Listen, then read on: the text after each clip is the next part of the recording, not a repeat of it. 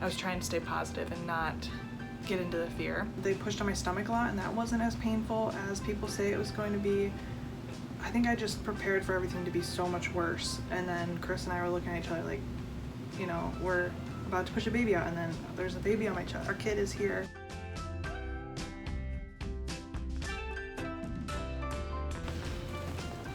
All right, so I get to share her birth story now. She is in here. Oh, tiny. Just got a fresh shower, and we're gonna try to do this. I should be sleeping while she's sleeping, of course, but I just want to capture this while she's still little. Today she is 20 days old. We have just such a cool birth story, so I can't wait to share it with you.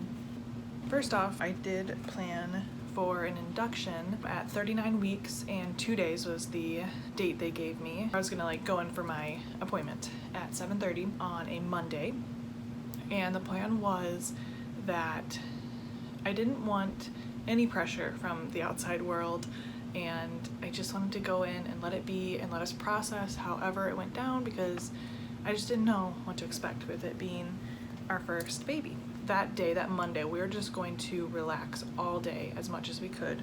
I guess I'll start with the night before. We got to bed at a reasonable time, and I was just so excited, counting down the hours that whole weekend, like 72 hours, 48 hours, because I, like, at every step was like, it feels so far away. And I was having to take a lot of Tums. My heartburn was real bad. I had like stomach issues, but I had no idea that that was because I was in labor, and I've been feeling like the Braxton Hicks contractions where my stomach would tighten when I'd look at it, and it wasn't intense or anything. So anyway, we went to bed probably at like 11 that night.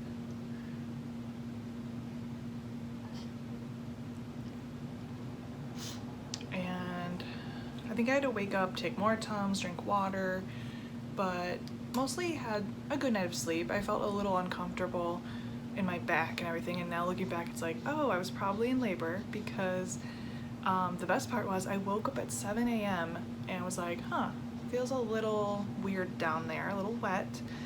So I stood up and my water broke. And so I was like, you know, trickling to the toilet, made it, and then a big gush. And I just sat on the toilet for a little while, like, what is going on? Like, what do I do? Do I wake up my husband? I got to like sit in it of like, I'm in labor, like I know this is my water breaking, and that was just super cool. Like, okay, we're going into this naturally. It was a little terrifying, I do have to say. Like, I was trying to stay positive and not get into the fear. I luckily had like, I think I had stocked, oh, maybe I hadn't put the adult diapers in the bathroom yet, but either way I tried to get my diaper on. And because when your water breaks, it'll break again and again, which is something that people don't know. They think there's just the one gush. And so, hi baby. So luckily I had the diaper on, but then I went back and kind of cleaned up the trickles of water. I turned on the light in the room and decided to tell Chris, like, okay, I think we have some time, but like, I think when your water breaks, you're supposed to go to the hospital, but I'll Google it just in case. And he had just taken a little bit more of a Unisum sleeping pill. Sleep that off just a little bit longer while I take a shower, get a few things together. He ended up, you know, like 10 seconds later, jumping out of bed and like, I've got to get this done, I got to get that done. So he got a few things done for work and packaged some items to sell for eBay. And we just gathered stuff, and it did take us a while to get out of the house. Even though I had go bags in the car, we had more things that we just knew last minute to grab: chargers, pillows. Somehow it took us 2 hours from when my water broke to get to the hospital. So while we were getting ready, the contractions were happening, and I was like, right, I'm in labor. I should probably like breathe, sit down, like just deal with the pain. We'll get all the things together. I can tell Chris to grab things, but I need to sit. So I was kind of on the ball, just like bouncing and Googling and excitement, all the emotions happening. And we got in the car, and then I knew with the induction that you're supposed to have a meal before you get there, and so I thought might as well get a meal on the way, and I don't want to make anything right now at home, so I got some pancakes at McDonald's, and I did end up spilling the syrup on the way there on my belly one last time, one last catch of food spilling before she came. And so we got there at 9.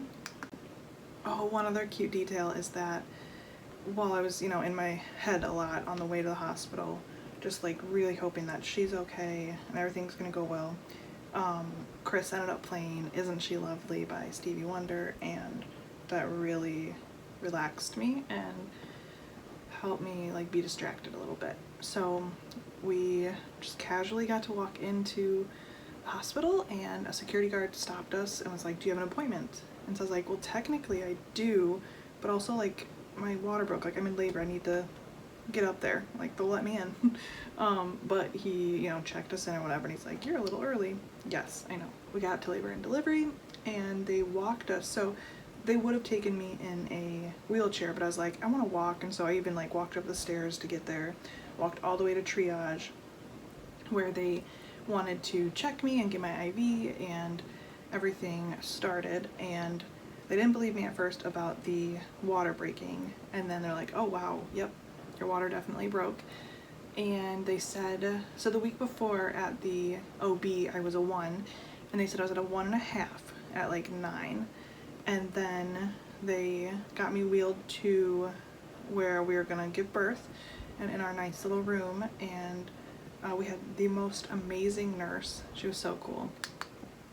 So in triage, Chris and I started watching an episode of Arrested Development, and got some really good laughs while I was still breathing through stuff. And so yeah, we got to that labor and delivery room, and then tried to keep watching it while I was on the peanut ball and all hooked up to like the monitors and the IV and everything, and it was getting really intense.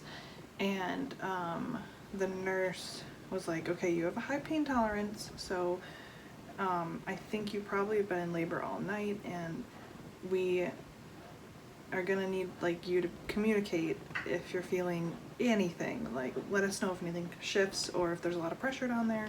Then I bounced on this like peanut ball that you could have on the ground, and was just laboring and working really hard to do like the hypnobirthing techniques that I'd learned of up breathing, which is just breathing air back in so that the contractions are effective and that your body gets the oxygen that it needs, because labor is so intense. And it was pretty hard to watch the episode, but in between contractions there was like no problem. Like I was totally fine and got to rest and recuperate, and that was awesome. Definitely better than your period, where if you have bad periods it just doesn't go away, it feels like.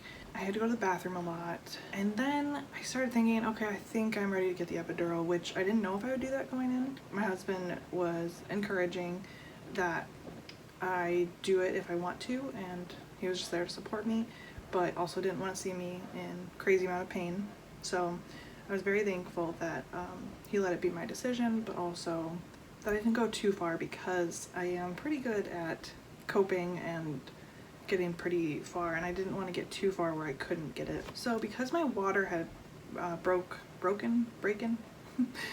at home, they didn't want to check my dilation too often, and so they said that once I got the epidural that they would check. So I decided a little while after the episode, and I got back in the bed and tried to do some different positions, and it was just getting really hard. And she was telling me that my contractions were really strong, that they were 2 to 4 minutes apart, and that my body was doing awesome all on its own without any induction stuff that we were going to get that night, without Pitocin, anything. So that was awesome, and I was like, yes, I'm ready. Let's do the epidural, because they said it'll take 45 minutes for the anesthesiologist to get there. So once she finally got there, and it was probably over an hour, close to an hour and a half, which was really hard. And then they told me it was going to take 15 minutes for it to kick in, and I like didn't know how I was going to get through that.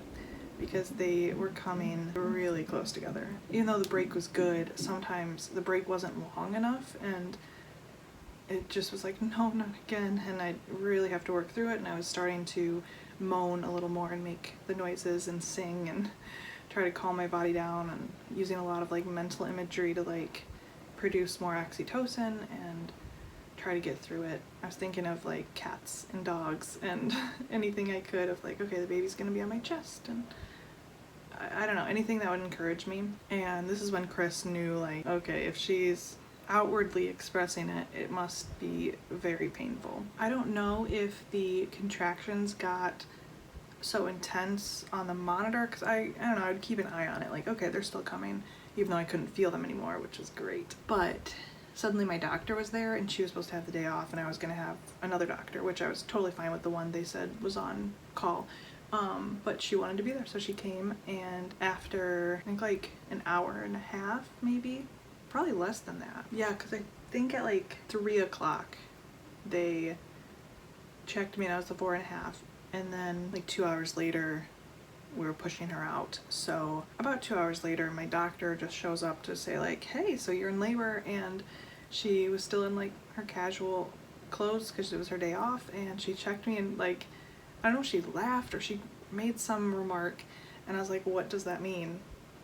I don't know, my mind was like worrying, but she was like, I need to get my scrubs on, and everybody like raced around, got everything ready as they could, and I had felt some pressure down there, but I didn't know it was like pushing pushing desire of my body.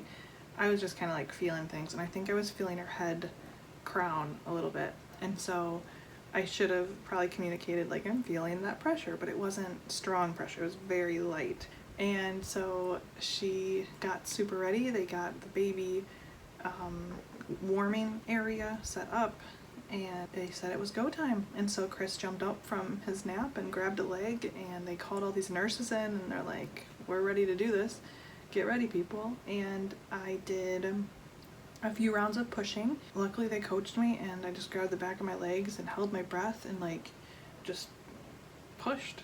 And then there was one time she was like, I don't know what you did there differently, but go back to what you were doing. And so I kind of understood what I was doing, but not really, and I couldn't feel any of the contractions, so they would tell me on the monitor like, okay, go.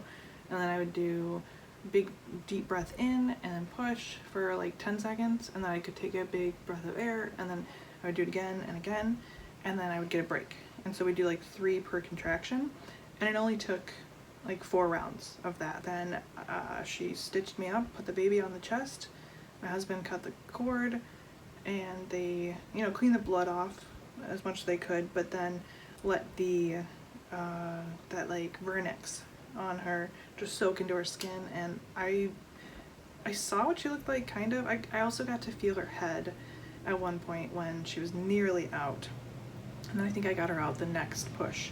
It just seemed like everything went really well. I didn't feel the placenta come out. They pushed on my stomach a lot, and that wasn't as painful as people say it was going to be. I think I just prepared for everything to be so much worse, and then Chris and I were looking at each other like, you know, we're about to push a baby out, and then there's a baby on my chest, our kid is here, and it was just so quick that we couldn't really process. So I only pushed for 15 minutes, and my body was just there, it was ready, and it was awesome. We had a healthy baby right on my chest, and we got to do that golden hour.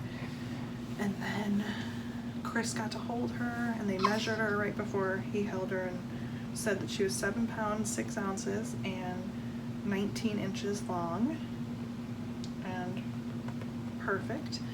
And we hung out there for a little while, and they just made sure that I was good, and then we got to move up to mother and baby that night. And I'd say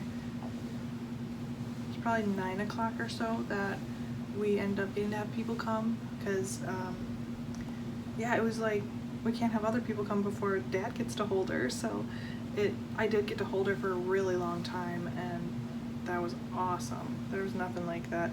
She did seem hungry right away, like she was